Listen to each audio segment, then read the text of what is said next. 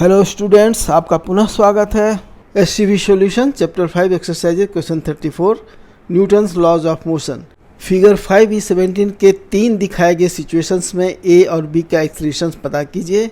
Answer, इन प्रत्येक cases में block B एक मूविंग पुली से लटक रहा है तथा प्रत्येक सिस्टम इस प्रकार का है कि ब्लॉक बी का डिस्प्लेसमेंट ब्लॉक ए के डिस्प्लेसमेंट का आधा है, अतः ब्लॉक बी का एक्सलेशन भी ब्लॉक ए के एक्सलेशन का आधा होगा। मान लेते हैं कि ब्लॉक ए का एक्सलेशन ए है तो ब्लॉक बी का एक्सलेशन a/2 होगा तथा यह भी मान लेते हैं कि स्ट्रिंग में टेंशन T है। केस ए, बगल के फ्री बॉडी डायग्राम को देखिए। हम यहाँ यह मान लेते हैं कि ब्लॉक ए का एक्सलेशन a डाउनवर्ड डायरेक्शन में है तथा ब्लॉक बी का एक्सलेशन a/2 अपवर्ड डायरेक्शन में है। ब्लॉक ए के लिए एक्सलेशन के डायरेक्शन में नेट फोर्स होगा mg - t इक्वल टू होगा mass into acceleration, that is m into A, that is m यहाँ पर है 4 kg, इसलिए that is 4g - t equal to 4a, that is t equal to 4g - 4a। उसी प्रकार block B के लिए acceleration के डायरेक्शन में नेट फोर्स है 2t - 5g। 5g इसका वेट हो गया और इसका मास है 5 kg, इसलिए mass into acceleration equal to 5a/2। तो हमारा हो गया 2t - 5g equal to 5a/2, that is 2 into 4g - 4a minus 5g equal to 5a/2। यहाँ पर हमने t का वैल्यू 4g - 4a यहाँ से रख दिया है, that is 3g - 8a equal to 5a/2, that is 6g - 16a equal to 5a, that is 21a equal to 6g, that is a equal to 6g/21 equal to 2g/7।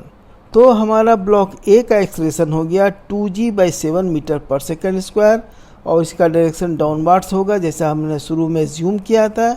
और block B का acceleration उसका आधा यानी a/2 equal to g/7 metre पर second square upward होगा, जो कि हमने पहले ज्यूम किया था। अब केस बी पर आते हैं। मान लेते हैं कि ब्लॉक ए का एक्सलेशन ए है राइट हैंड साइड में और ब्लॉक बी का एक्सलेशन a/2 है डाउनवर्ड साइड में। तो इन दोनों का फ्री बॉडी डायग्राम नीचे के फिगर में देखिए।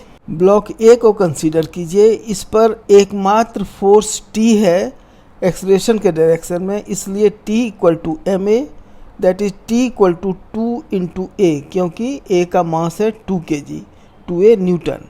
अब ब्लॉक बी को कंसीडर कीजिए, इस पर अपवर्ड फोर्स है 2t क्योंकि दोनों तरफ ही स्ट्रिंग में टेंशन है तथा डाउनवर्ड फोर्स है 5g इसका वेट। इसका एक्सलेशन a/2 हमने डाउनवर्ड एज्यूम किया है, तो net force equal to mass into acceleration के फॉर्मूला से 5g - 2t equal to mass m into a/2 equal to 5a/2। अभी जो हमने t का वैल्यू निकाला उसे इसमें पुट करने पर हमें मिलेगा 5g - 2 into 2a equal to 5a/2, that is 5g - 4a equal to 5a/2, that is 10g - 8a equal to 5a, that is 13a equal to 10g, that is a equal to 10g/13। तो block ए का acceleration होगा 10g/13 metre पर second square right side की ओर, और block B का acceleration उसका आधा होगा a/2 equal to 5g/13 metre पर सेकेंड स्क्वायर नीचे की ओर, जैसा कि हमने शुरू में एज्यूम किया था। अब तीसरे केस सी पर आते हैं। मान लेते हैं 2 kg मास वाले ब्लॉक ए का एक्सलेशन ए डाउनवर्ड्स है तथा 1 kg मास वाले ब्लॉक बी का एक्सलेशन a/2 अपवर्ड्स है। नीचे के फिगर में फ्री बॉडी डायग्राम को देखें। पहले हम लोग ब्लॉक ए को कंसीडर करते हैं। इस पर एक्सलेशन के डायरेक्शन में नेट फोर्स है 2g - t।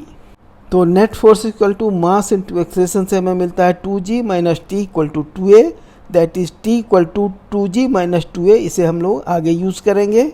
अब ब्लॉक बी को कंसीडर कीजिए। इस पर दोनों साइड के स्ट्रिंग में टेंशन T के कारण इस पर टोटल अपवर्ड फोर्स है 2t तथा डाउनवर्ड फोर्स इस पर इसका वेट है mg यानी 1 kg इंटू g।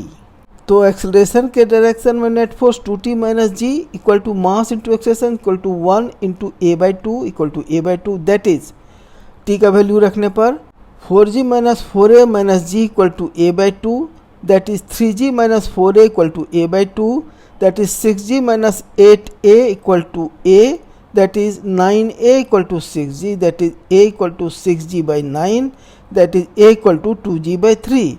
तो ब्लॉक ए का एक्सेलरेशन हमें मिल गया 2g by 3 मीटर पर सेकंड स्क्वायर डाउनवर्ड्स, जैसा कि हमने पहले ज्यूम किया था, तथा ब्लॉक बी का एक्सेलरेशन a by 2 हो जाएगा अपवर्ड्स g by 3 मीटर पर सेकंड स्क्वायर। वीडियो सॉल्यूशन देखने के लिए धन्यवाद। कृपया वीडियो को लाइक और शेयर करें तथा चैनल को सब्सक्राइब करें। थैंक यू, धन्यवाद। Visit again.